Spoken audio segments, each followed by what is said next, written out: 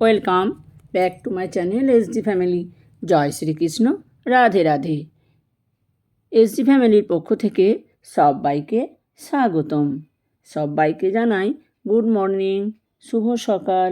তার সাথে সবাইকে জানাই অনেক অনেক শুভেচ্ছা, অনেক অনেক অভিনন্দন। তো বন্ধুরা, সবাই কেমন আছো? আশা করি ভালো আছো। দেখো, রোজকার মতো চলে এলাম সেই আবারও একটি গল্প নিয়ে। তো আজকের গল্প ভক্তির ভগবান। দেখো, ভক্তি থাকলে ভগবানও ঠিক দেখা দেয় কোনো না কোনো রূপ নিয়ে।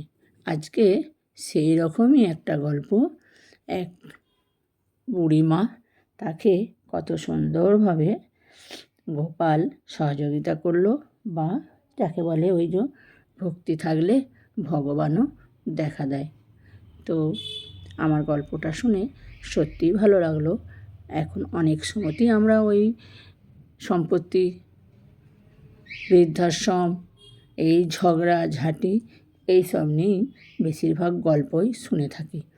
তো আজকের গল্পটা তার থেকে অনেকটাই আলাদা, সেই জন্য তোমাদের কাছে না এনে পারলাম না। আর গল্পগুলো যদি তোমাদের ভালো লাগে তাহলে অবশ্যই লাইক, কমেন্ট, শেয়ার করো। আর শেষ পর্যন্ত শোনার জন্য অনুরোধ রইল। তাহলে আজ আর দেরি করব না, চলো গল্পটায় কি বলছে। বুড়িমায়ের কাহিনীটা সত্যিই আজকে ভালো। বুড়িমা শেষ পর্যন্ত গোপালকে নিয়ে কোথায় গেল তো শুনে নাও। এক গ্রামে এক বুড়িমা থাকতেন। তার কেউ ছিল না, না স্বামী না সন্তান। সম্পূর্ণ একা থাকতেন তিনি। বয়সের ভারে ক্লান্ত হলেও মনে ছিল ভক্তি ও ভালোবাসার অফুরন্ত ভাণ্ডার। একদিন সেই গ্রামে এক সাধু এলেন। বুড়িমা তাকে খুব যত্ন করে পোষালেন, খাওয়ালেন আর ভক্তি ভরে সেবা করলেন। সাধু যখন বিদায় নেওয়ার সময় এলো, তখন বুড়িমা কাঁদো কাঁদো গলায় বললেন, বাবা, আপনি ভগবানের সেবক, আপনি তো আশীর্বাদ দিতে পারেন। এমন কিছু আশীর্বাদ দিন যাতে আমার এই একাকিত্ব দূর হয়। আমি আর একা থাকতে পারছি না।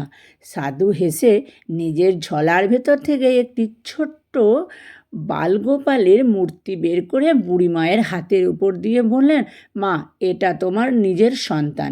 একে নিজের ছেলের মতো আদরে ভালোবাসায় লালন পালন করো, তোমার একাকিত্ব কেটে যাবে।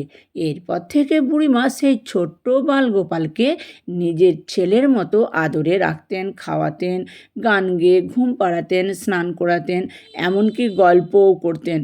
গোটা গ্রামে খবর ছড়িয়ে পড়ল বুড়িমা এখন এক বাচ্চার মা। একদিন গ্রামে কয়েকজন দুষ্টু ছেলে মজার ছলে মায়ের কাছে এসে বলল, মা শোনো, শুনেছি জঙ্গল থেকে একটা বড় হিংস্র নেগড়ে গ্রামে ঢুকেছে। সে নাকি ছোট্ট ছোট্ট ছেলে মেয়েদের ধরে নিয়ে গিয়ে খেয়ে ফেলছে। তুমি সাবধানে থেকো, তোমার ছেলেটির যেন কিছু না হয়। এই কথা শুনে মা আঁতকে উঠলেন। সঙ্গে সঙ্গে গোপালকে কুটিরে রেখে দরজায় লাঠি হাতে বসে পড়লেন। দিন রাত তার একটাই কাজ, রক্ষা করতে হবে তার প্রিয় গোপালকে নেগড়ের হাত থেকে। একদিন গেল, 2 দিন গেল, 3 দিন গেল, এভাবে টানা 5 দিন 5 রাত ধরে গোপালের সেবা বাদে পুরো সময় মা না খেয়ে না ঘুমিয়ে এক পলক চোখের দৃষ্টি না ফেলে সন্তানের পাহারা দিতে চললেন। মায়ের এই নিষ্ঠা দেখে ঠাকুরজি অর্থাৎ স্বয়ং শ্রীকৃষ্ণ অভিভূত হয়ে গেলেন।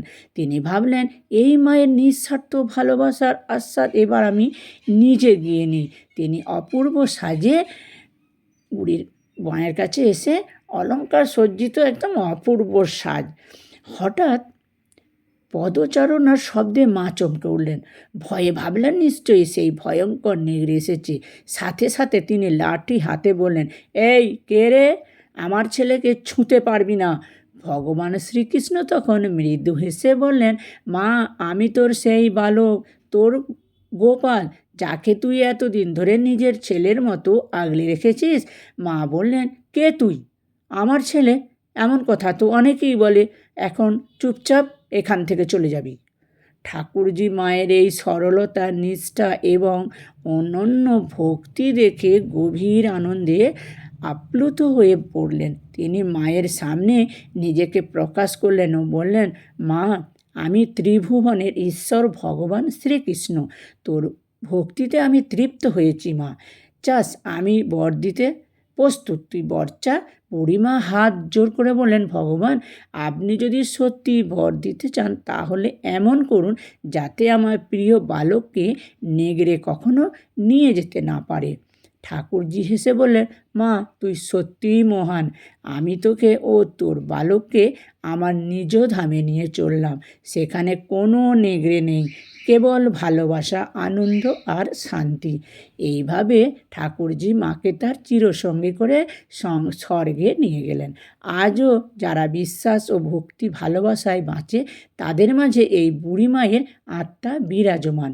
গল্প থেকে শিক্ষা, নির্ভেজাল ভক্তি ও নিঃস্বার্থ ভালোবাসা কখনো বৃথা যায় না। এক মা তার প্রিয় মূর্তিকে সন্তান জ্ঞান করে প্রাণপণে আগলে রেখেছিলেন, আর সেই ভালোবাসার প্রতিদান স্বয়ং ঈশ্বর তাকে নিজ হাতে দিয়েছেন।